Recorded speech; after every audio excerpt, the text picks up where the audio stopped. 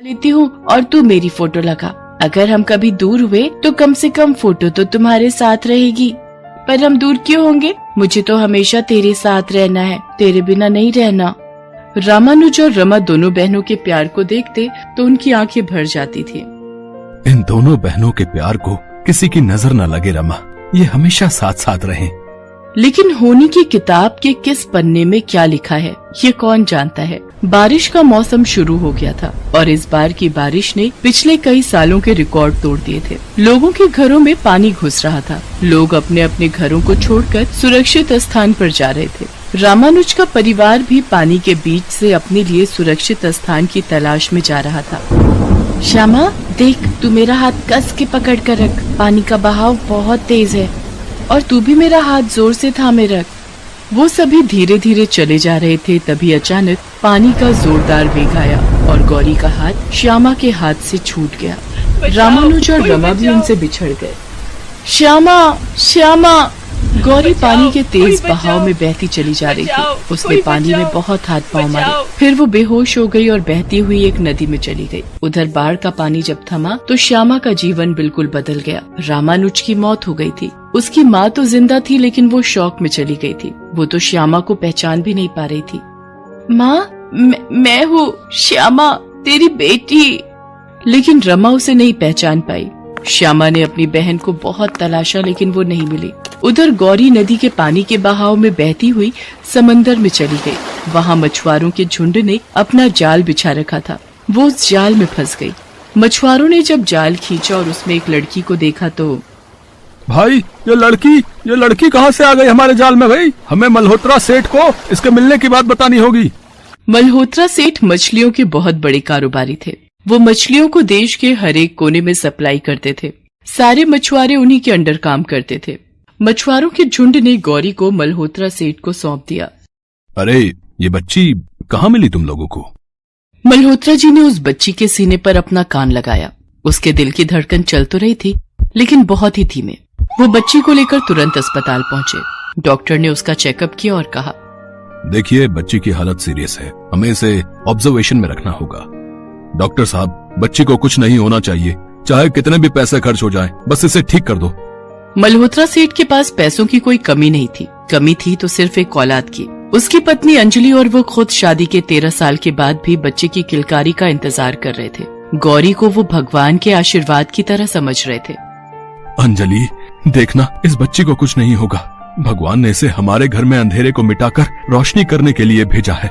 2 दिन बाद गौरी को होश आ गया, लेकिन गौरी अब पुरानी सारी बातों को भूल चुकी थी। यहाँ तक कि उसे अपना नाम तक याद नहीं था। मल्होत्रा जी ने उस बच्ची को नाम दिया रिंकी और उसे गोद ले लिया। समय बीतता गया। गौरी अब एक नए नाम रिंकी के साथ बड़ी होने लगी। उसके पास अब दुनिया की सारी दौलत थी। वो ऐशो आराम में पलने लगी।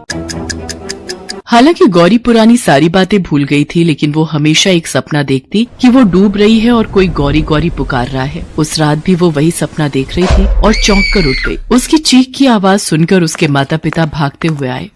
क्या हुआ बेटी, तुमने फिर से वही सपना देखा क्या? हाँ मॉम, फिर से वही सपना। वैसे ये गौरी किसका नाम है? मेरा नाम तो रिंकी है।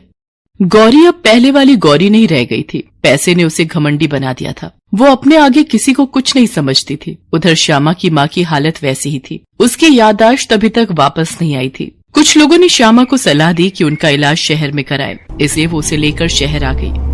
देखिए, इन्हें किसी बात का गहरा सदमा लगा है और वो सदमा इनके दिमाग में अंकित हो गया है। जब तक वो मिटेगा नहीं, ये ठीक नहीं होंगी।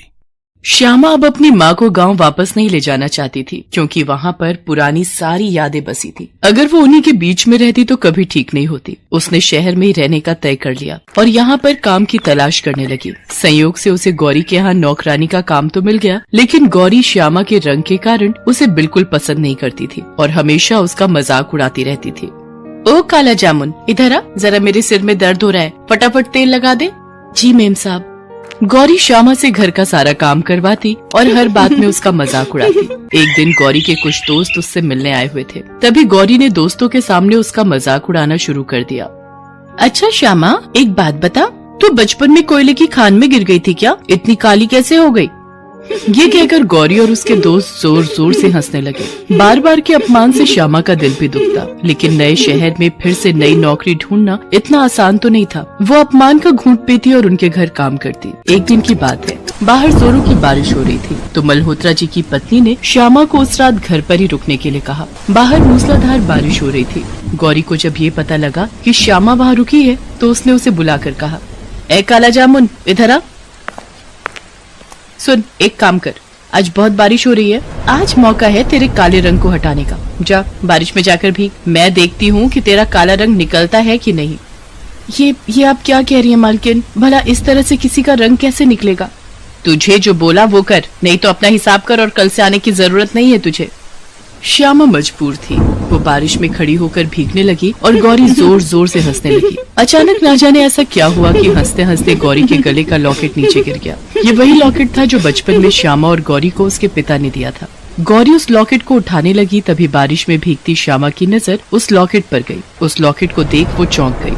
अरे ये तो वही लॉकेट है जो बाबा ने हम दोनों बहनों को दिया था, लेकिन ये मेम साहब के पास कहाँ से आ गया? अगले दिन की बात है। श्यामा को मल्होत्रा जी से गौरी के मिलने की सारी कहानी पता लगी। वो सारा सच जानकर बहुत खुश हुई कि उसकी बहन जिंदा है। उसकी याद में न जाने उसने कितने दिन रो रो कर गुजारे थे, और आज भी हर दिन वो उसे याद जरूर करती थी। लेकिन श्यामा ये बात चाह कर भी गौरी को नहीं बता पा रही थी, क्योंकि उसे बताकर भी क्या फायदा होता। वो तो पुरानी सारी बातें भूल गई थी। हालांकि उसने अपनी माँ को जब ये बातें बताई तो उनकी तबीयत में तेजी से सुधार होने लगा। हाँ माँ, हमारी गौरी जिंदा है, मैं उसी के यहाँ काम करती हूँ। क्या कहा? क्या मेरी बेटी जिंदा है? मेरी गौरी जिंदा है? तू ले चल मुझे उसके पास। माँ, उसका कोई फायदा नहीं, क्योंकि वो हमें नहीं पहचान पाएगी। एक दिन की बात है, गौरी श्यामा का मजाक उड़ाने और उसे अपमानित करने के उद्देश्य से ही एक डिस्को में ले गई। डिस्को में उसके कई सारे दोस्त आने वाले थे। वो सभी आए। क्या बात है रिंकी, तेरी बहन को यहाँ एंट्री दे दी डिस्को वालों ने? वो क्या है ना, यहाँ स्मार्ट लोगों को एंट्री देते हैं ना। अरे यार, बड़े पापड़ बेलने पड़े। वो तो मैं इसे इसलिए ले आई क्योंकि काली चीज साथ रहेगी तो मुझे नजर नहीं लगेगी। उसकी बात सुनकर सभी हंसने लगे। बेचारी श्यामा चुपचाप खड़ी सबको देख रही थी। तभी डिस्को में आए दूसरे कुछ लड़के जो नशे में भी थे, गौरी की बात सुनकर गौरी के साथ बदतमीजी करने लगे। हाय हाय, ये तो बहुत सही गई तुमने। तुम इतनी सुंदर हो कि तुम्हें किसी की भी नजर लग सकती है? लेकिन फिकर नॉट, हम बन जाएंगे ना तुम्हारे लिए काजल। क्यों आए लोग हैं? ये कहकर उन लड़कों ने उसका हाथ पकड़ लिया और अपनी ओर खींचने लगे। अरे ये क्या कर रहे हो? छोड़ मुझे, छोड़ो। अरे ऐसे कैसे छोड़ दें? तुम्हें हमारे बिना नजर लग गई तो? ये कहकर उन बदमाश लड़कों ने जेब से चाकू भी निकाल लिया। गौरी के सारे दोस्त ये देखकर रफू चक्कर हो गए, लेकिन श्यामा को अपनी बहन के साथ हो रही बदतमीजी बिल्कुल पसंद नहीं आई और वो उन लड़कों से भिड़ गई। ओ तेरी, देख रहा है इस मेरी कौम को, हैं? बहुत शौक चढ़ा है इसे लड़ने का, है? उस लड़के ने श्यामा पर चाकू से हमला कर दिया, लेकिन श्यामा ने खुद को बचाया। तभी कुछ और लड़के श्यामा को पकड़ने के लिए आगे आए और उसमें गुत्थम गुत्था हो गए। इसी क्रम में श्यामा के गले का लॉकेट खुलकर नीचे गिर गया। गौरी की नजर जैसे ही उस लॉकेट पर गई, उसका सिर चकराने लगा और उसे सब कुछ याद आ गया। इस बीच उस लड़के ने चाकू निकालकर फिर से श्यामा पर हमला करना चाहा, तो गौरी चिल्लाकर बोली, श्यामा, श्यामा। गौरी के मुंह से अपना नाम सुनकर श्यामा को जोश आ गया। उसके बाद तो उन दोनों बहनों ने मिलकर उन शराबी लड़कों के छक्के छुड़ा दिए। इस बीच डिस्को के मालिक ने पुलिस को फोन कर दिया। पुलिस उन लड़कों को पकड़कर ले गई। श्यामा, मेरी बहन, तू आ गई, तू मेरे पास आ गई। दोनों बहनें एक दूसरे से मिलकर फूट फूट कर रोने लगे, लेकिन इस बार उनकी आंखों में खुशी के आंसू थे।